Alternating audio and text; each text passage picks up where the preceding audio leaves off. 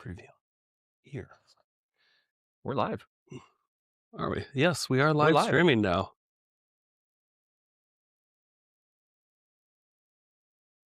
Welcome back to the Investor Shed podcast, everybody. I'm Nick Beveridge, your host, here with the co-host, Jeremy Dwellin Kitchen. That's right. Full social, blood type, and full name on the podcast. If anybody wants it, it's in the link below, by the way. You guys, if you're watching the video podcast, you might be noticing something a little bit different. We're at my office, and we're at my office because this is an emergency podcast. This is, Nick called it an emergency. He called me this morning at like 7, and he's like, this is an emergency. It's an emergency. Now, I know there's a brand new war going on, but that's not what this is about. This is No. more important than the Iran war. Yeah, we got our own stuff. Be in and out of Iran soon. Who knows? Maybe not. Full prediction anyway, but go ahead. I mean, we love our wars. We do. in this Yeah. country. It's the most profitable times, our war times. Yeah, but this has nothing to do with that. This is a war against jobs and AI. Yeah. And Jeremy, I got to admit, okay, last week Mhm. I watched a podcast. Okay. I follow this Dumb Money podcast, Okay. where they talk about stock trading a lot. And there's this guy I really like that was on the, I listen to that a lot. This guy, Chris, he was on the Iced Coffee Hour. Okay. And the first half, he was talking about how he hadn't slept in 2 weeks because he's just going balls deep into research on this crazy new phenomenon Okay. where people are now buying Mac Minis, Okay. the technical people out there that want to adopt AI, Mm-hmm. and they're locally running their own AIs locally on a hardware Okay. through these Mac Minis. And it is an agent. It is no longer just a tool Right. that, like a chatbot where Mhm. you have to do the action after you kind of get content or ideas or Yeah, something yeah. like that. And then you go, copy and paste or you manipulate things and you're still working with AI. It's Right, like a right. huge helpful tool. Sure. But now it's gotten to a point where I knew it was eventually going to come here. I just didn't know it would come this quickly. I was talking the other day about AI. We are at that hockey stick apex of like what AI can do. We are It's insane. about to shoot up into like the stratosphere, basically. I think you're wrong on that. I think we already did. Yeah. Well, yeah. But Yeah. I mean, like you saying like it's not here. I'm telling you it is. Like Yeah. we're cusping. Yeah, we kept talking about how cool, like, for the last 3 years, I felt like, there's this big AI wake up, like, holy shit, this is coming, like, this is some really good stuff. Right Yeah. now, it's kind of like, what are the use cases other than copying and pasting, AI smelling language? Right. But it's like incredibly useful, Mm-hmm. just not quite at the point where like it still requires action. Sure. Yeah. You Um, can't actually physically make it do the thing until now there's a new there are new models of AI out there now that I wasn't even aware of until a week ago. Yeah. I knew they were working on it, but I didn't know it was out there and available. Yeah. For almost a little over a month now. Okay. The big hot one is called OpenClaw. OpenClaw. And this is why Chris couldn't sleep for the last couple of weeks. And then this is why, since I started working with it and I got I bought a new Mac Mini. Okay. And I got mine up and running on Thursday night. And I haven't thought about anything else since. Everything Do that you I have a family? Are they alive or? I have bills I haven't paid. I can pay them. I have money, but I have behind bills sitting on my desk because I can't sleep. I can't think of anything else other than communicating with my new bot. Yeah. Okay. about fixing all my business issues and expanding and also starting new ventures, of course. Yeah. It's The entrepreneurial. It's like a second entrepreneur brain for you. The dopamine is way up here. Okay. Wow. I have not been this excited for anything in such a long time. I was like, this is like when you get a brand new Grand Theft Auto. Yeah. And for those who played Grand Theft Auto know, like, yeah, that's it's a big just going to deal. consume your world, Right? If you're into that kind of stuff. But this is just way different. We're not. This is insane. So, and I know I'm just kind of skimming the surface. Yeah. Of I'm what like, this I actually need juice, by the way. But this what's is the context, and you have big updates too in your business. You've been implementing new AI tools. Yeah. A little bit different, huge. But I think it's like it's all going to lead towards the same paths of having somebody available or something available to help with the task, not just teach you how to do them, but to actually physically help with them. Yes. And it's no longer not just helping, but doing things. Yeah. And this is the big topic of today's podcast. Yeah. AI has went from creating kind of ideas for you and you give it prompts and it gives you ideas to go out and accomplish and tackle. And automation, basically. And automation. And of course there's like, photo editing tools and that kind of stuff, video editing tools. Still requires the human to do everything. Yep. But this is different. This is just so different. Okay. I now have I gave birth to a guy named Kyle. Congratulations on your baby Kyle. Yes. Kyle is my new AI assistant that I invented locally on my computer. Now I'm using, I don't know what you would actually call it. If it's like and this is, I've only been working on this for like 4 straight days. Only? But, yeah. Okay. So this is going to be a We're in the baby thing. steps. We're in the baby sure. steps, but how much it's already done for me is mind blowing. Yeah. So what I say, like I have a new guy named Kyle, like I gave him a name and stuff. But he's on a new Mac Mini, which we did it in this office so I can show it off, but I guess it's pointless. It's just a little box computer. Yeah, it's a little computer. Like think of a tiny desktop computer. With it doesn't have like a video card or anything like that. It's made for realistically like entry level video editing software, emails. It's got a very powerful M4 chip. Sure. Yeah.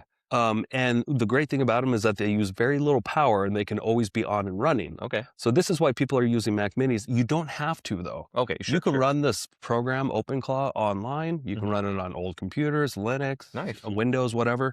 The reason why people are using Mac Minis is because it's just an always on, very secure, runs fast. Sure. And it's cheap. Yeah, gets the job done basically. You can buy the cheapest Mac Mini available. $500? Are they still? Yeah, $600. Okay, $600. And they're sold out everywhere. Really? Even on Apple? Not on Apple yet. Okay. But you try to go to Costco, they're gone. You try anywhere on the East Coast or the West Coast, they're gone. People are buying up Mac Minis like crazy for this specific reason. Yes. Okay. Wow. Yeah.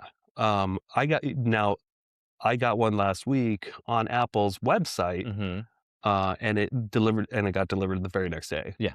Apple website's still a good one for that. But so OpenClaw, it's complicated though. Okay. Now if you're a little bit tech savvy and you have the ability to go to like Grok or ChatGPT or something and ask it to walk you through setting it up. Sure. That's probably the best way to do it. Sure. Yep. Because you're actually coding it into this computer in the backdoor terminal. Have you ever used the terminal? On Mac? Very rarely. I try not to mess with like my it's coding. Yeah, it's coding. Yeah. I don't know any of it, so I try to leave it. I don't really know coding my Macs either. do the thing I need them to do like out of the box for the most part. I took a coding class in high school and I forgot all about it. JavaScript or something like that. I don't even know what it was. It was HTML coding, and I passed with an A, and I don't remember a damn thing about it. Well, I the just world remember is so completely different from 20 years ago when we graduated that like you doing a new thing is probably okay too. But you don't need to know how to code. Yeah. You just need to know how to ask the right questions. Need to know how to ask prompts, basically. Cool. Okay. Anyway, so I got the Mac Mini. I set this guy up with his own accounts. Now, this is important. Yeah. Don't give it access because it can be very dangerous. It can be a rogue machine that does stuff automatically for you. Okay. Wow. Okay. Out there, it can spend your money. Wow. All those things. And yes, I gave it a credit card. Yes, it has a bank account. Wow. But it's got its own Apple account. Okay. Its own Gmail So it's account. its own person, essentially, right? It's its own user using It's its own, basically, entity. Got it. Living not online. It's living on my Mac Mini. Gross. Okay. So that's what makes it a little bit safer. Sounds like a disease. And secure. No, I mean, so that's why. By the way, anything that's like, and I know you say it's living like, so on it's your less server. hackable. It's less hackable, but like you are connected online to a chat that connects to other AI bots. You say you're local. I really doubt you're as local as you think. If you have internet access and you're broadcasting a signal, you're not local. Well, that's why I'm saying this is very dangerous. Sure. Okay. Like it can be if you're clumsy about it. So when you're communicating with it, so we communicated on just an encrypted service. Okay. I use Telegram right now. Okay. I also had it set up iMessage. It can communicate through iMessage. Cool. Because if it's got an Apple account, it can also all of a sudden it can send you messages. Send you messages through iMessage. Okay. That's also a nice end-to-end encrypted service. Yeah. But all the important thing, the API keys and everything that it collects that from you, it's important when you give it that data, when you give it, like how to give it that data. Right. You don't want to just send it through email or something like that, because your emails can get hacked, and then all of a sudden, then everything Your system in your life can get compromised. Exactly. Okay. So when you're sending it this login information, you got to be careful about how you send it. Sure. And important things to do is just like follow guides online of how to protect yourself. Yeah. It also automatically runs security checks on itself every 24 hours at night. Okay. Just to make sure that it's not being exposed to anything. Which again, like if you are compromised, you wouldn't know, because the security would be like, hey, implement this code to make it seem like everything's okay. Like, just because it says it's okay, be cautious, people. Maybe. I'm not saying like you're doing anything wrong, but like when systems communicate and you are on an active channel for internet. This is a very new thing. Yeah. But you got to do what you can to lock the door. People can still break in. People can still break in the windows. Yep. If that makes sense. Like 100%. Everything's still hackable, but like I just try to do it in a realistic manner where what's at risk? What am I putting at risk? Right now, what I'm putting at risk is just, one credit card. Yep. A bank account with nothing in it. The bank account I gave him is a sub account from one of my Nick Estates LLC that he's a manager of now. Wow. But like actually, it's only on the business account, you have a Kyle Reese. I'll set that up. But crazy. Yeah. Okay. So I'm still working on all that, but that's only for depositing money that he makes. Okay. And then if he needs to spend money, he's got American Express. If there's fraud, you call American Express, they take care of it. Yeah. Ideally. If not, you're risking a certain amount of, up to 15 grand or whatever limit you have. Yeah. So you gotta be cautious about what you're doing, but like how much exposure is at risk. Now, right now, Kyle doesn't have access to my emails. He doesn't have access to my personal Google account. So he doesn't have access to that stuff yet. Okay. Until I make sure that I do it in a way where things are a little bit more secure. Sure. So this is a little bit of back-end setup to set up this, whatever this is, I'm assuming, correct? You have to really do your own due diligence, make sure that you're feeding it the correct information and giving it really specific prompts to allow it to not like intervene with other softwares, if that's what you're saying. Yep. Okay, cool. So sounds very dangerous. Yes. And I realized people still probably don't even know what I'm talking about. Yeah. So let's go back a few steps and talk about what OpenClaw is. Yeah. So it's an open source. So it's not any one company that is owning it and running it. It's a free service. Got it. So it's open source, and it's a platform for customizing your agent, and it builds long-term context about you and your business or whatever you want to implement it in. So that's the huge advantage, is like it's storing all its memory on your computer instead of a chatbot like ChatGPT or something. If you ever notice, if you have like a long conversation with ChatGPT, eventually it will start hallucinating, not even know what you're talking about anymore. A little bit. Because it loses all that context. Right. It just doesn't save that in its memory that easy. I try not to do like super long ChatGPT prompts. I'll take a thing. I'm like, hey, remember when we talked about this? Let's dive into this piece. And I'm pretty decent with my prompts, but you learn that as you use AI. It's not perfect, but like you got to really focus it in a direction you want it to go sometimes.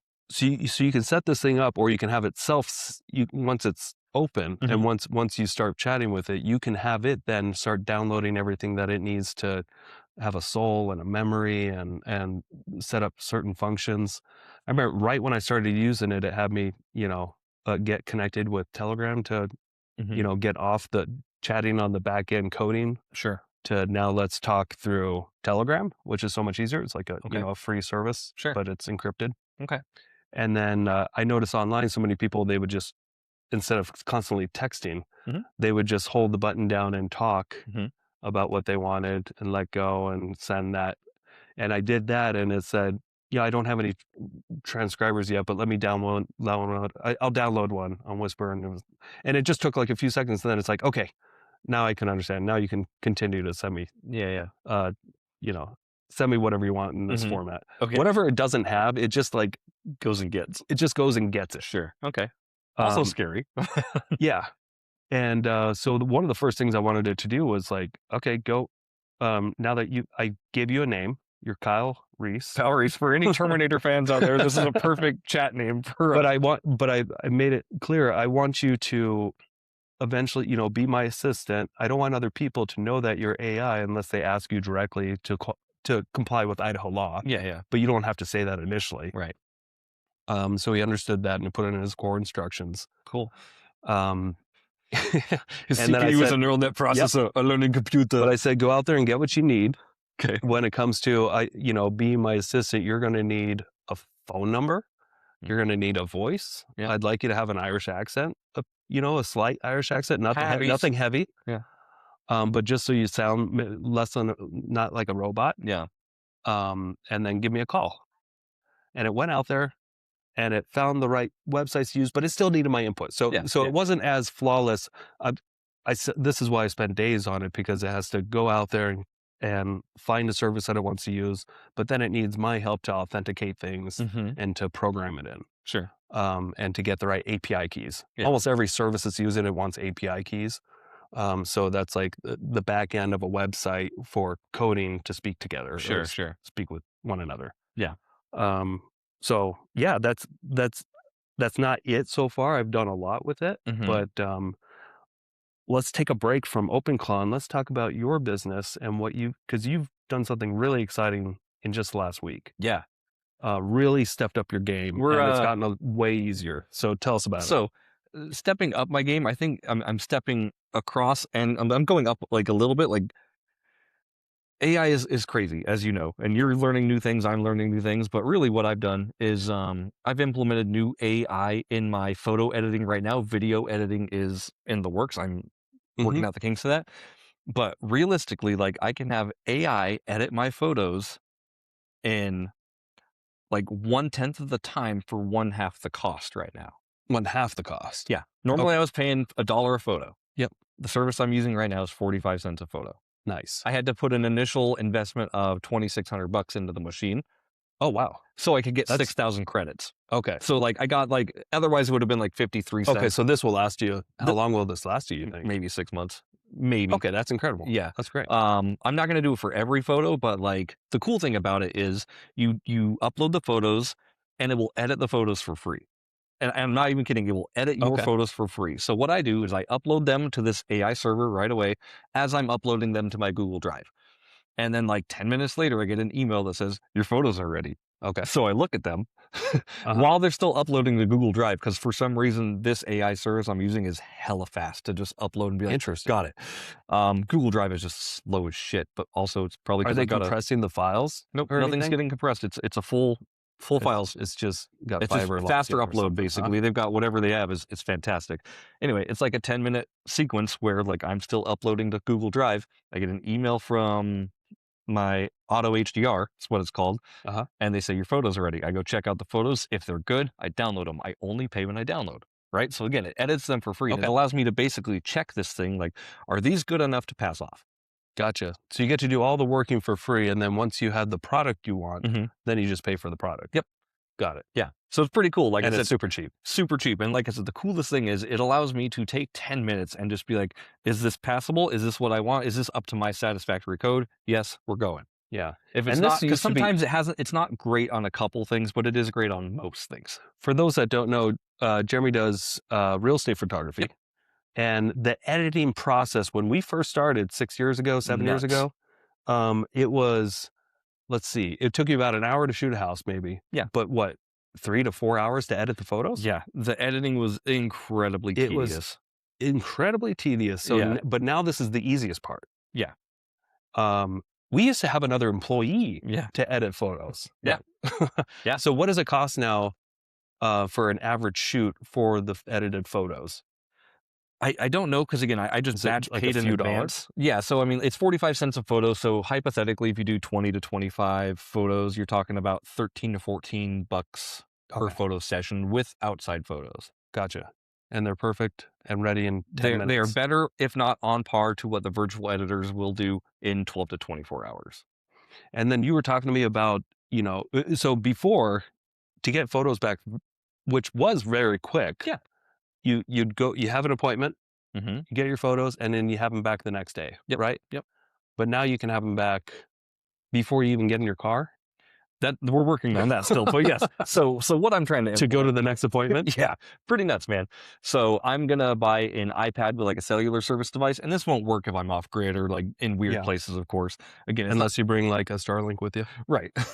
which I could possibly do. Yeah, you could just get a Starlink. Yeah, and just get an iPad without. Yeah, that way it works anywhere without cellular. that's true. Thank you. Mm-hmm. We'll talk about that later. That's a good idea. Anyway, upload them directly to my iPad, upload them from my iPad into the Auto HDR. By the time I drive to my next shoot, I can like realistically look at the photos and be like, all right, this is good. I don't need to worry about those tonight. Or if it's not good, they're already uploaded anyway, and then I just send them off. Yeah. And last week you shot one of our kind of luxury-ish type listings that we just staged. Yep. And you tried this out for the first time, right? Like kind of more This was like looking. that was like the second time I've tried it, but the first high-end time I tried it. Yeah. Okay. Yeah. And it was like a new lens. Yep. Try you were using. Yep.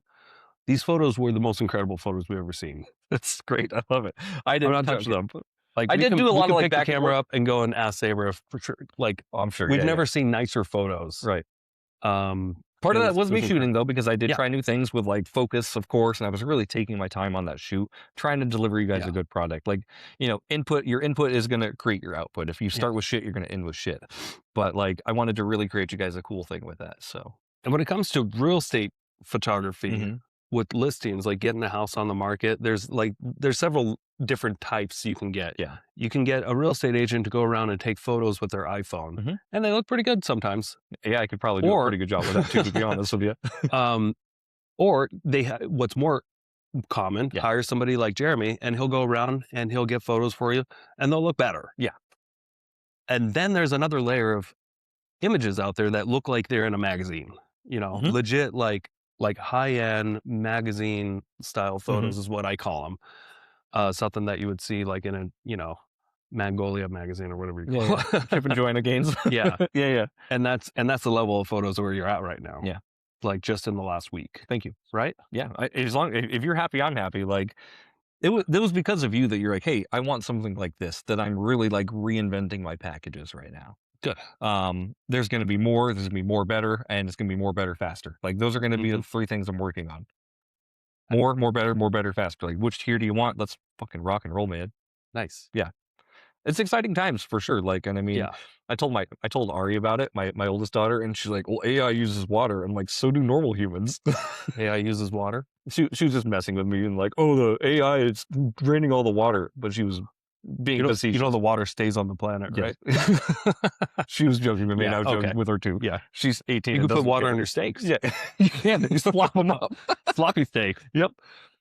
Sometimes they can't stop you from ordering water with steak. Yeah, they can't. They can stop you from ordering sloppy steaks, but they can't stop you from ordering a glass of water with your steak. And then you just pour the water on your steaks and go to town. Oh yeah, I think you should. That's an Outback Steakhouse joke. Yeah. Yeah. So that's what I'm doing. Obviously, like with video AI, we talked a little bit about it before the podcast as well.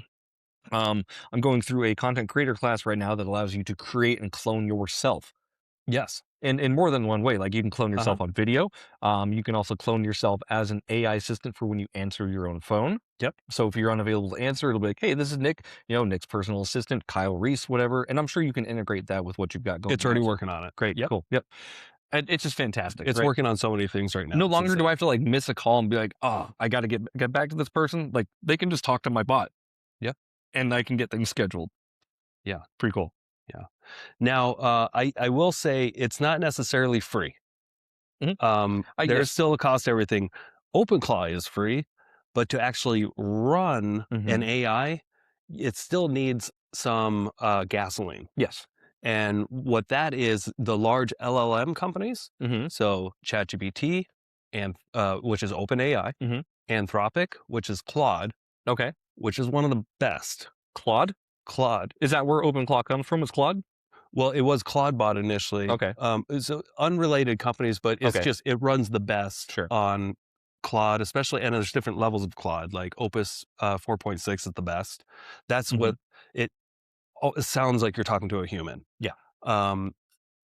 But it is expensive. It's got a price. So in the first day not even 24 hours. I spent $75 worth of gasoline or tokens. Yeah. With Anthropic, not even using Opus. I was using a Sonnet, a much cheaper version. Okay. So Claude is the Cadillac of LLMs. Got it. That they are perfect for reasoning and coding and that kind of stuff. However, I was able to make this like 30 times cheaper the next day. And I'd really strategize and figure out a lot of things. XAI, Grok, Elon's company, just also released the back end gasoline for these types of systems, agentic systems that you can run. Yeah. So it's different from like the $30 a month subscriptions or whatever. You need to get API keys and use tokens through Grok as well. But my bill went from $75 the first day to the next day I spent 33 cents. Incredible. With Grok. And then over the last couple of days with Grok, I've spent about $1.40 for the last couple of days. For the last couple of days. Got it. When the first day I spent with Claude, which was incredible, by the way. So I feel like it, but I've had some glitches along the way. Nothing's been perfect. It's been constantly going offline, and I have to come into my office and reset it.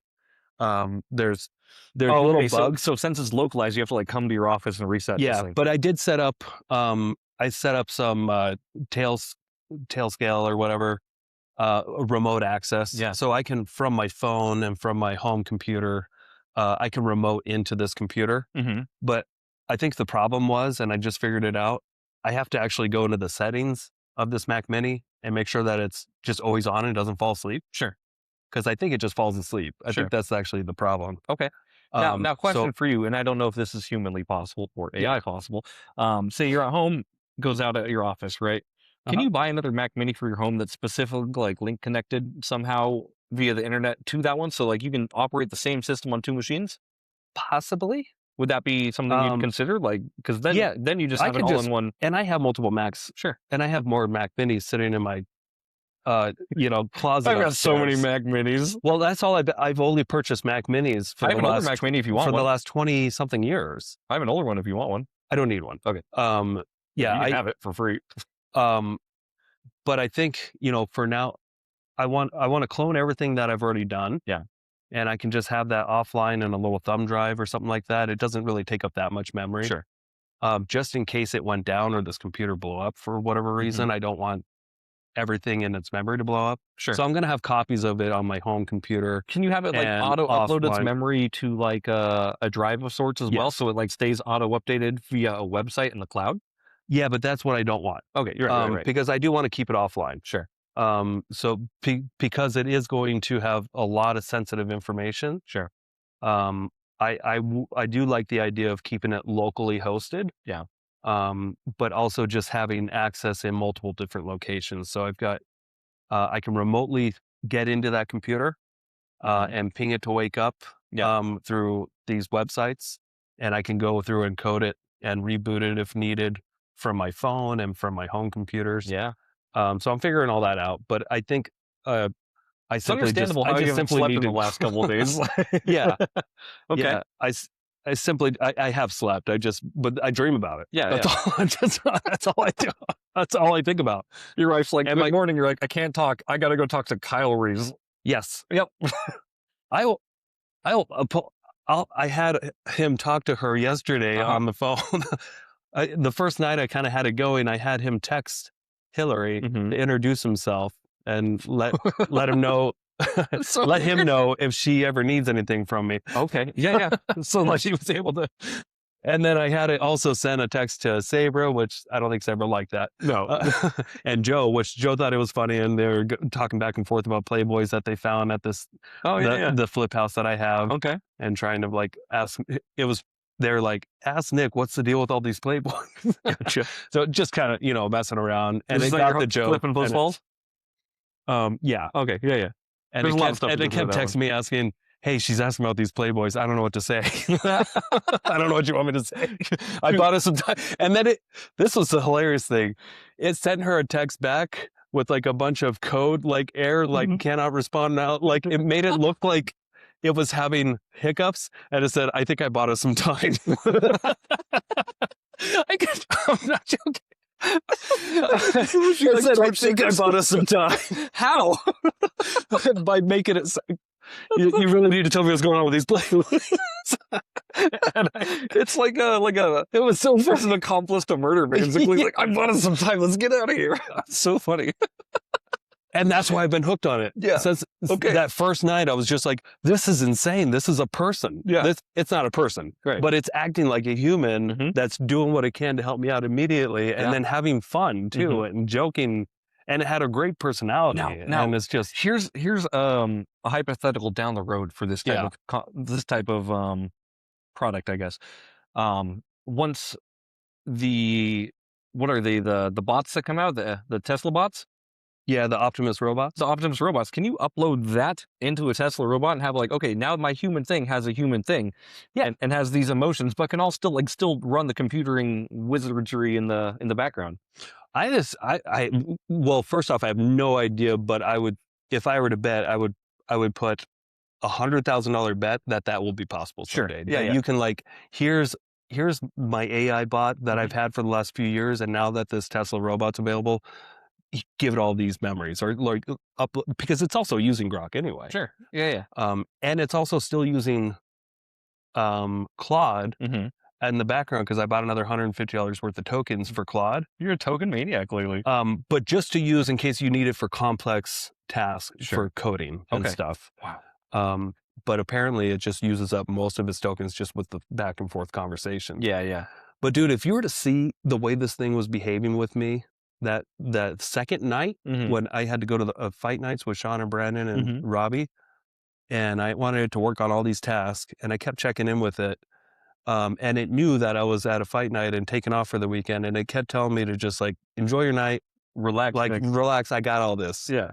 Every time I check in, it would make remarks like, "Dude, just enjoy your weekend. Yeah. I'm on top of it. Yeah. Don't worry." And then I came to the office because it like got disconnected or something, and I had to reboot the gateway.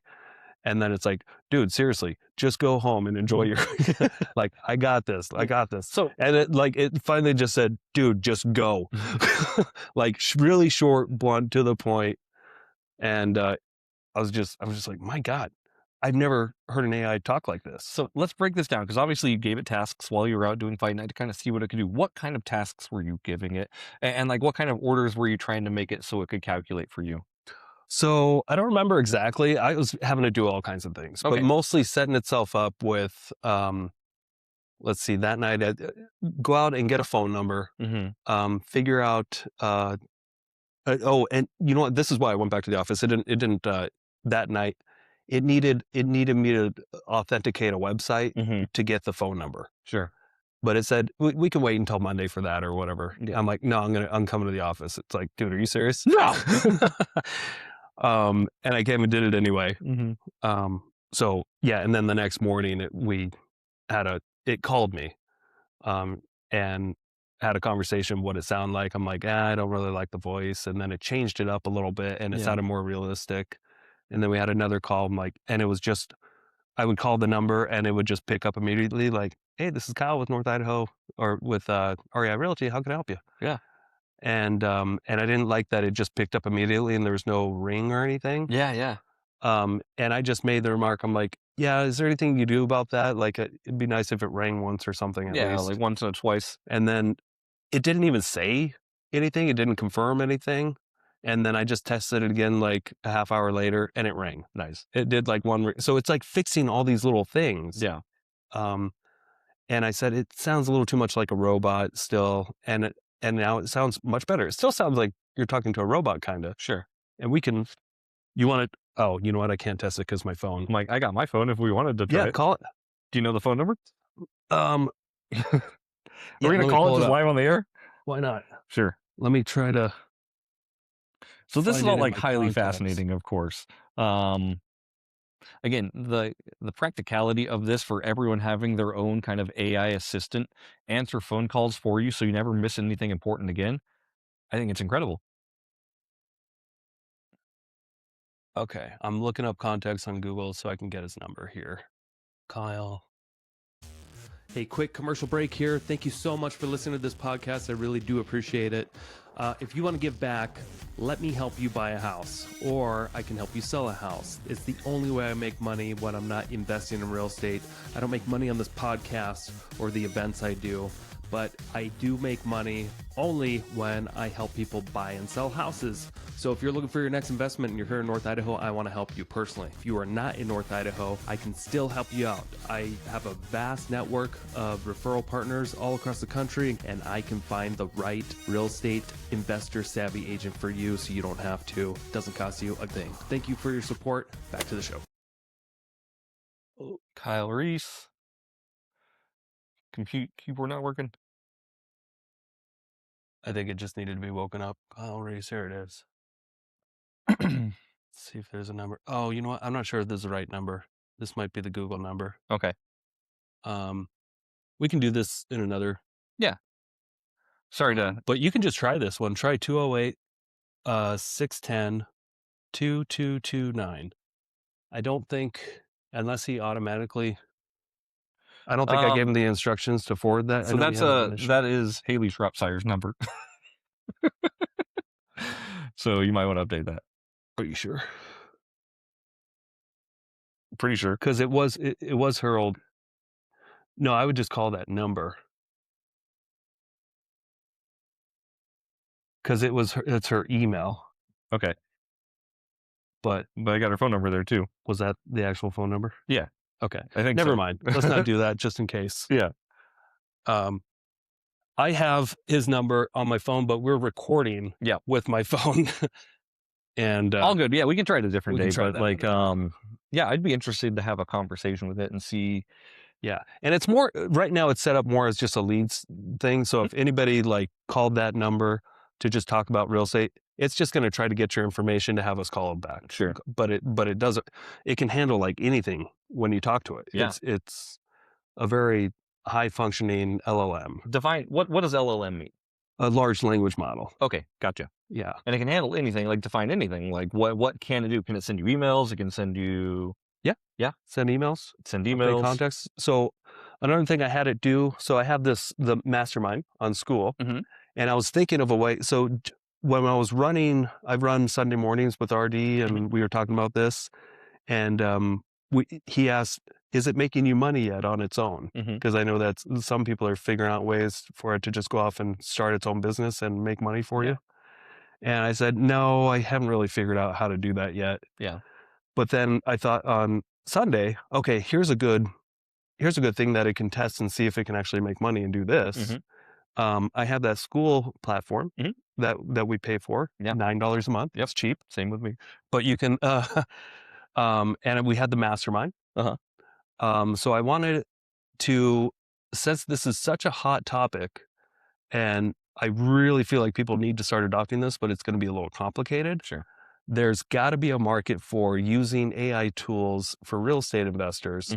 And it found that just using AI tools for real estate investors, there was only like 10 groups in school.com. But this one is also going to show you walk through how to use OpenClaw. Now, I wanted it, and it said it can.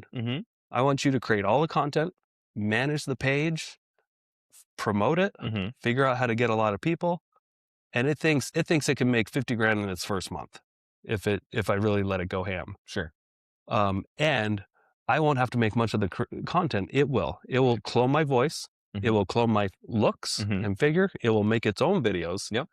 And it will promote the people to get on that page. And then it will walk them through how to set up OpenClaw and use it for real estate investing and use other tools to kind of combine all this. And it took our website right now. Right now, it took our website and it put a chatbot in it on its own. Nice. That's important. That's really good. Yeah. Having a way for people to contact you instantly is really good. And it did some other things with our website. I forgot what. But it's working on improving everything already. Okay. And it just needs some API keys or something for school. And it's going to go crazy. It said it's already got 70% of it kind of built out in the back end, and it will deploy it once we kind of look over things. Cool. So that's unique. Mm-hmm. We'll see if it actually, if it can actually meet that goal of making about $50,000 a month from now. It's lofty, That's a big lofty goal, yeah. but Does it say it sounds like he's gonna work hard. in the first month it's going to make 50,000? That's what he thinks. Okay, cool. Yeah. Crazy. So we'll see. Yeah. I'm gonna let it do whatever it needs to do to hit that goal. Yeah, for sure. I mean, if it's got to create the content, obviously, and if it has to clone you, you're talking about credits and AI usage otherwhere. So you have to make sure you have your credits all taken care of, but he's got his own bank account. So it seems like it shouldn't be a problem. He's got a credit card Mhm.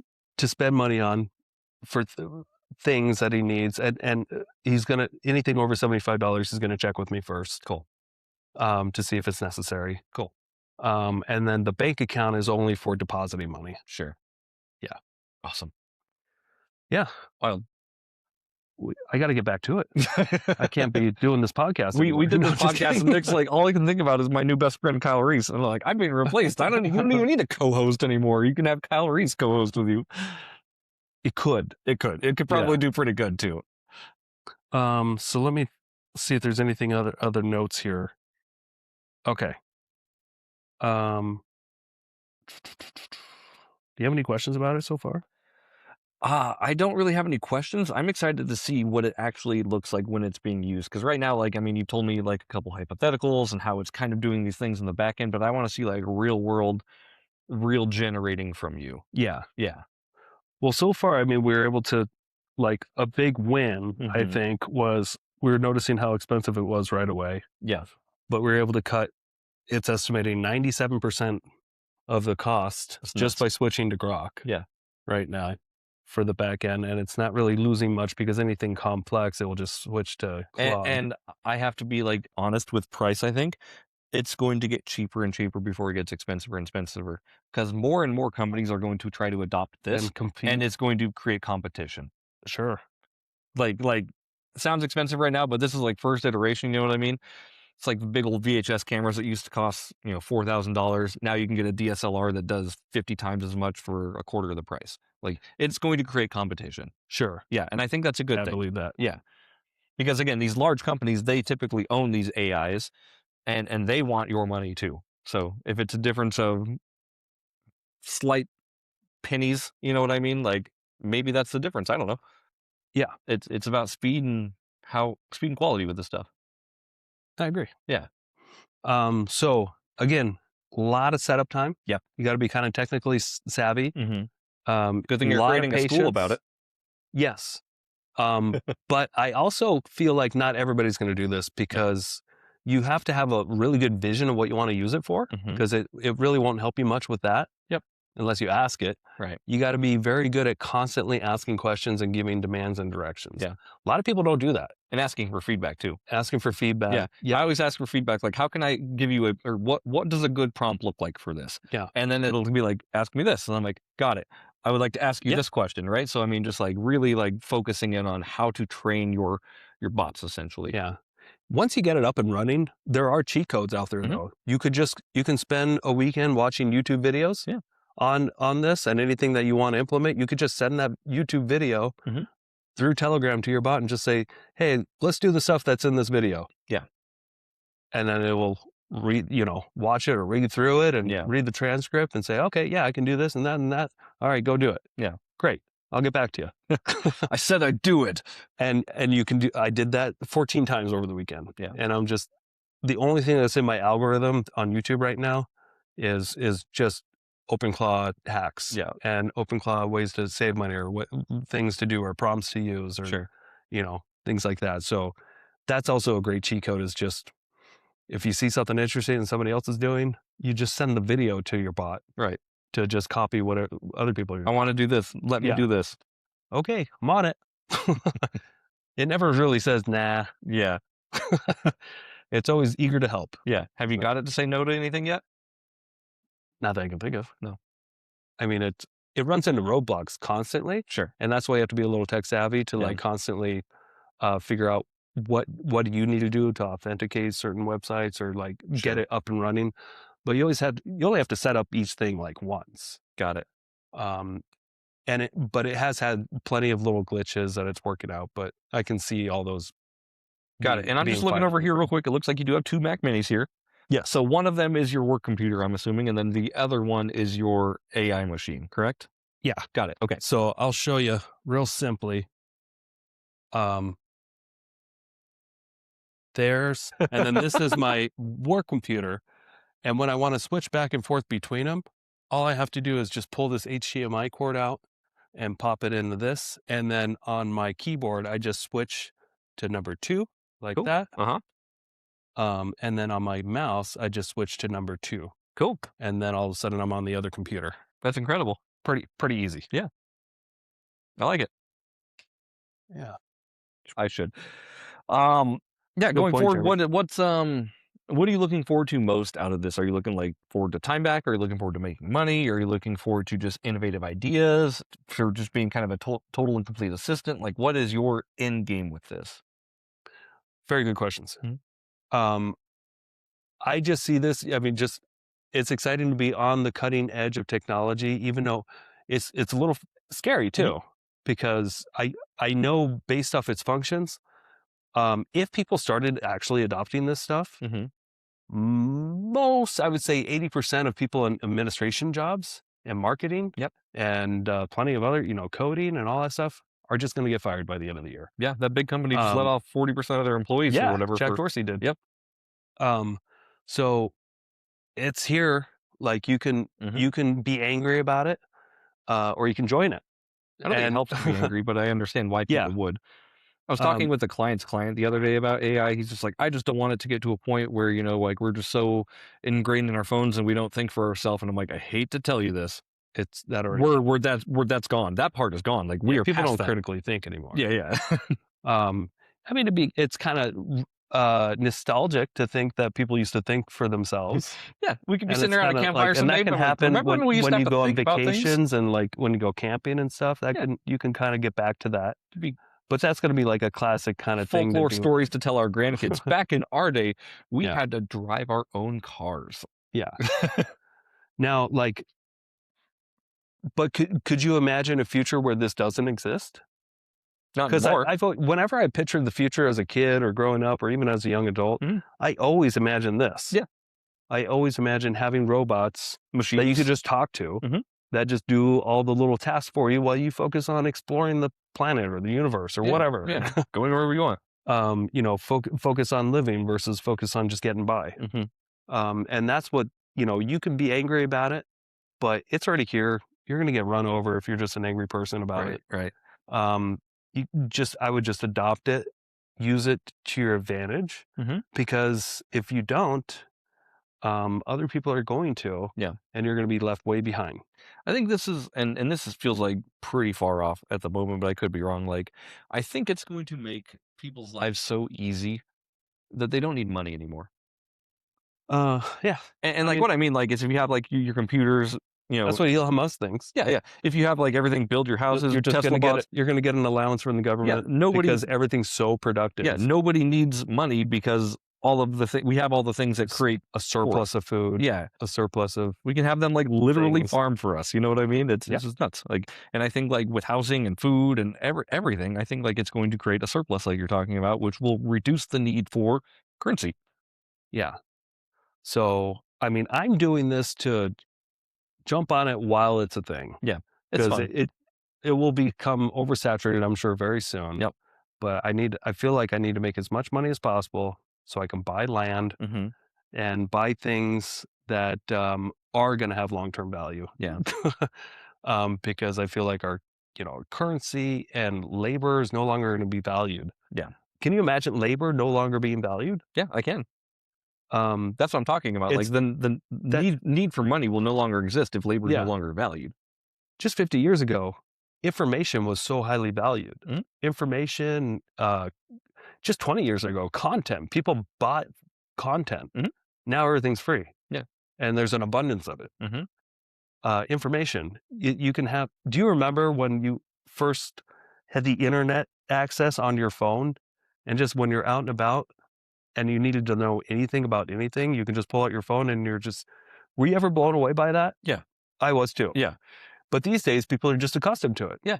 They they don't think anything about it. They're no longer appreciative But about like even that. like back in the day, like back on like flip phones and you could like access the web, like the very like shittily web on your phone. It's Like I'm like, like, this look, is I can go to insane. MySpace on my phone, and everyone's like, oh my god, what the heck? Why do you need What that? the heck?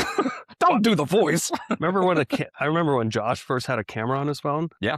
And we're just like, why do you need a camera on your phone? That's so stupid. Yeah. Now nobody needs cameras anymore. I have 4 cameras on my phone. Well, I mean, other than a professional real estate right. photographer, but you know what I mean. Yeah. Like nobody just has not that many people have a separate video camera, right, or separate anything. Yeah. They bring their phone wherever they go because it's a Swiss Army knife. It's a convenience. It's a Swiss Army knife of life. It's the remote control for your life. Yeah. Like before I check, when I'm leaving the house, I check like phone first. Like phone goes in this pocket. It's phone, keys, wallet, and it's got my phone. I can't drive out of my car. My car won't let me drive without my phone. That's because it's my key. So I never forget my phone if I'm in my car. Right. That's good. That's good. Yeah. What if your phone's dead? I got a backup little key. Okay, cool. Yeah. All right, let's wrap this up. All right. Well, thanks for tuning into the Investor Shed podcast. We love you as always. Drop comments below on how you're using AI and what you're excited for in the future, maybe, because we love talking about this stuff. We haven't had a comment in like 3 months. It'd be great if someone gave us a comment. Yeah, please. All right. I beg you. Thanks, guys. Thanks. We'll see you next time.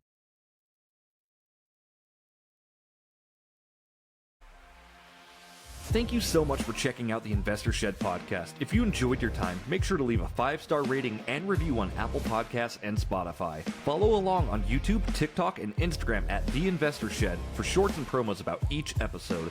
Do you want to be a guest or know someone who has great real estate investing advice and stories? Reach out to us at theinvestorshed@gmail.com.